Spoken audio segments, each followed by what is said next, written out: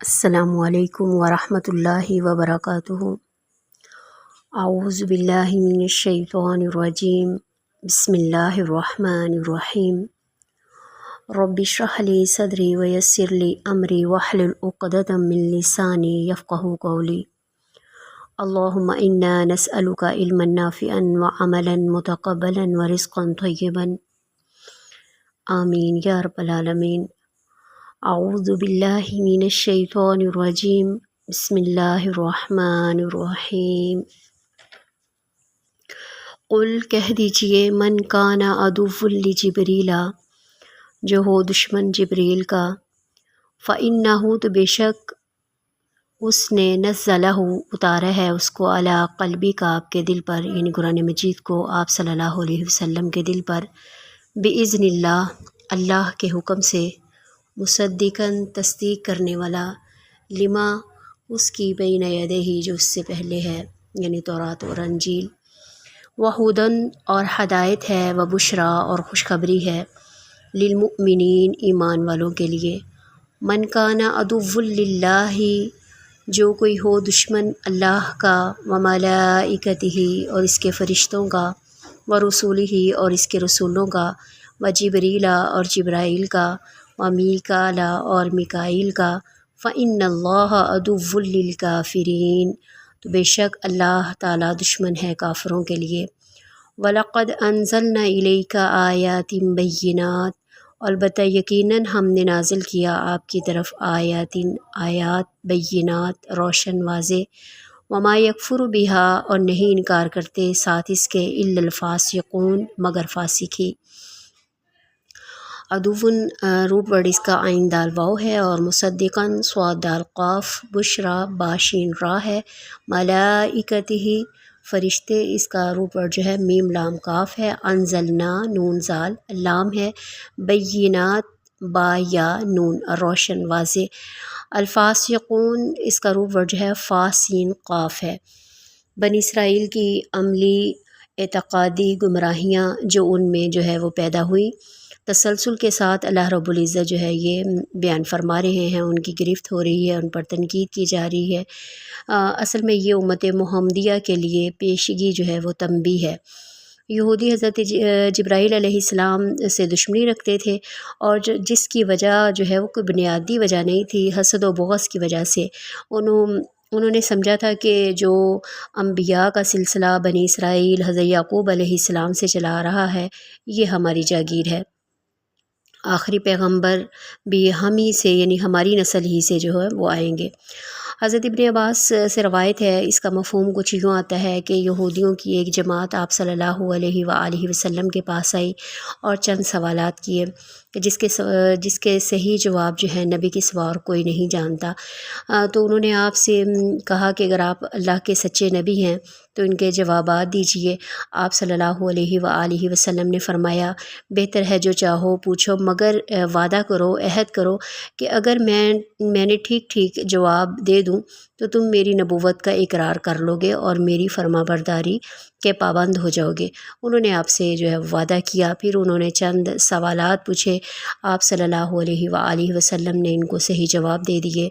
آپ صلی اللہ علیہ وآلہ وسلم ہر جواب میں فرماتے رہے کہ اے اللہ تو ان پر گواہ ہو جا۔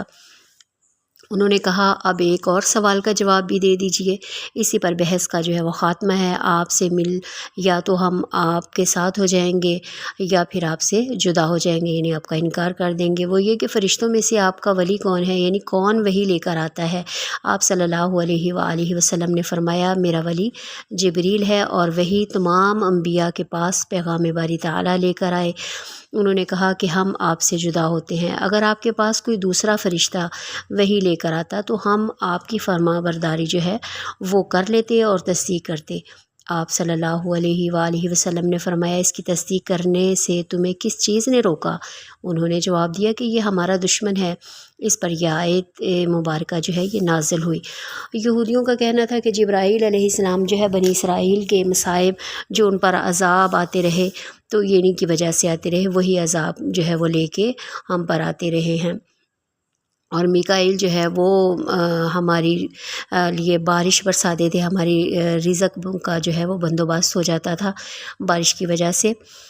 تو یہ صرف ضد، حسد اور نسلی جنون اور فرقہ واریت کا بخار ایسی خطرناک چیزیں ہیں جو انسان کی عقل کو بالکل جو ہے وہ ختم کر دیتی ہیں، معاف کر دیتی ہیں، کہ انہوں نے اللہ رب العزت کے برگزیدہ فرشتے کے وہ اپنا دشمن جو ہے وہ بنا بیٹھے، سمجھ بیٹھے، حالانکہ کوئی فرشتہ کبھی بھی اللہ رب العزت کے حکم کی نافرمانی نہیں کرتا۔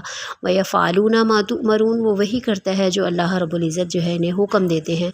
تمہیں معلوم ہونا چاہیے کہ فَإِنَّهُ نَزَّلَهُ عَلَىٰ قَلْبِكَ بِإِذْنِ اللَّهِ، کہ بے شک اس نے اس کو نازل کیا، اس قرآن مجید کو، علی قلبی کا، آپ کے دل اطہر پر، دل مبارک پر، بِإِذْنِ اللہ، اللہ کے اذن سے، اللہ کی اجازت سے۔ حضرت جبرائیل علیہ السلام نے اس قرآن مجید کو اللہ کے حکم سے آپ صلی اللہ علیہ وسلم کے دل پر اتارا ہے۔ دل ایسا مقام ہے جو روح کا مسکن ہے، جو فہم و ادراک کا کام کرتا ہے۔ یہی وجہ ہے کہ مومن کا دل، جو قلب مومن ہوتا ہے، قرآن سے ہدایت اس کو ملتی ہے۔ یہ قرآن ہر دور میں قیامت تک کے لیے ہدایت و رہنمائی کا ذریعہ ہے، و بشرا، اور خوشخبری ہے، بشارت ہے ان لوگوں کے لیے جو اس پر یقین لا کر اس کی ہدایت کے مطابق زندگی گزاریں گے، تو اللہ رب العزت ان کو بشارت دیتا ہے اس جنت کے جو وہ وارث ہوں گے۔ کتاب کا انکار کا نتیجہ یہ ہوگا کہ انسان اس بشارت اور خوشخبری سے محروم رہ جائے گا۔ دوسری آیت کریمہ میں یہ بتایا گیا کہ یہود کو اندازہ نہیں کہ جبرائیل کی مخالفت صرف جبرائیل کی مخالفت نہیں، بلکہ وہ اللہ رب العزت کی مخالفت جو ہے وہ ہے۔ یاد رکھیے کہ اللہ رب العزت ایسے سارے کافروں کا دشمن ہے جو میکائیل کو دوست اور جبرائیل کو دشمن رکھتا ہے۔ ایسا نہیں ہے، یہ اللہ کی جماعت ہے، جو ایک سے دشمنی رکھے گا فرشتوں سے، رسولوں سے، تو اللہ بھی اس کا دشمن ہے۔ جبرائیل وحی لاتے تھے، اور وحی کی تشبیہ بھی بارش سے دی گئی ہے، اور میکائیل فرشتے جو ہے بارش برسانے والے، اللہ کے حکم سے فرشتے جو ہے وہ بارش بھی، زمین کی حالت بدل جاتی ہے جب بارش برستی ہے، تو بنجر زمین کو جو ہے رویدگی، جو نباتات اگاتی ہے۔ تو جو وحی ہے وہ دلوں میں صفائی کا کام کرتی ہے، ایمان کا بیج ڈالتی ہے، انسان کی روح کی پیاس کو بجھاتی ہے۔ ایک فرشتہ بارش لانے والا، دوسرا وحی لانے والا، تو دونوں وحی اور بارش جو ہے اس میں مماثلت ہے۔ جس طرح بارش بنجر زمین کو آباد کرتی ہے، اسی طرح قرآن بنجر دلوں کی آبیاری کرتا ہے۔ تو جو ان فرشتوں سے، رسولوں سے دشمنی رکھتا ہے، تو اللہ رب العزت جو ہے سارے کافروں سے دشمنی رکھتا ہے۔ حدیث میں آتا ہے، سیدنا ابو ہریرہ رضی اللہ عنہ سے روایت ہے کہ رسول اللہ صلی اللہ علیہ وآلہ وسلم نے فرمایا، بے شک اللہ تعالیٰ فرماتا ہے، جو میرے کسی دوست سے دشمنی رکھے، میرا اس سے اعلان جنگ ہے۔ ایک اور حدیث کا مفہوم آتا ہے، اولیاء اللہ کی محبت اللہ کی محبت حاصل کرنے کا ذریعہ ہے، یعنی جو اللہ کا محبوب ہو جائے، اس سے محبت اللہ سے محبت میں اضافے کا باعث بنتی ہے، اور جو اللہ کا ناپسندیدہ ہو، اس کی محبت اللہ کی ناراضگی کا ذریعہ بنتی ہے۔ آج مجھے اور آپ کو اپنا اپنا محاسبہ کرنا ہے کہ ہماری دوستیاں، ہماری محبتیں جو ہے کس کی طرف ہمیں لے کے جا رہی ہیں۔ ہم اللہ کی طرف جا رہے ہیں، اللہ سے ہمارا لگاؤ ہے، یا پھر ہم دوسروں کے ساتھ جو ہے ہماری دوستیاں اور محبتیں ہیں۔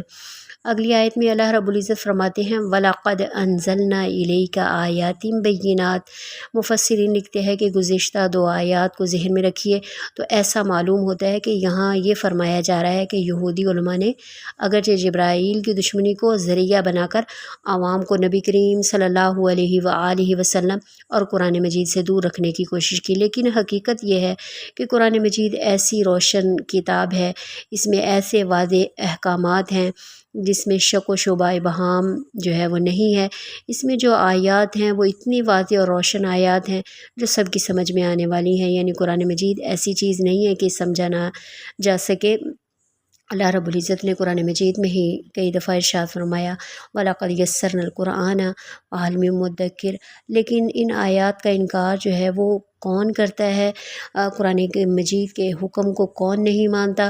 اللہ رب العزت فرماتے ہیں فاسق ہی انکار کرتے ہیں۔ فاسق کا مصدر جو ہے وہ فسق ہے، یعنی فا سین قاف سے ہے، اور جس کا معنی ہوتا ہے کہ ہر حد کو پھلانگتے ہوئے گزر جانا، یعنی ایسا شخص جس پر نہ نعمت اثر کرے، نہ عقلی دلائل کو جو ہے وہ اپنے دماغ میں لائے، اور نہ ہی عبرت کے واقعات اس کے دل و دماغ کو ہلا سکیں۔ اس نے فیصلہ کر لیا کہ مجھے ہر حال مخالفت کرنی ہے اور مجھے ہر حد سے پھلانگتے ہوئے نکل جانا ہے۔ اللہ رب العزت سے دعا ہے کہ وہ اپنا اطاعت گزار بنائے۔ یا مقلب القلوب ثبت قلوبنا علی دینک، اور ہمارا خاتمہ بالایمان فرما دے، اور ہمیں اس قرآن مجید کے ساتھ جڑے رہنے کی توفیق عطا فرما دے۔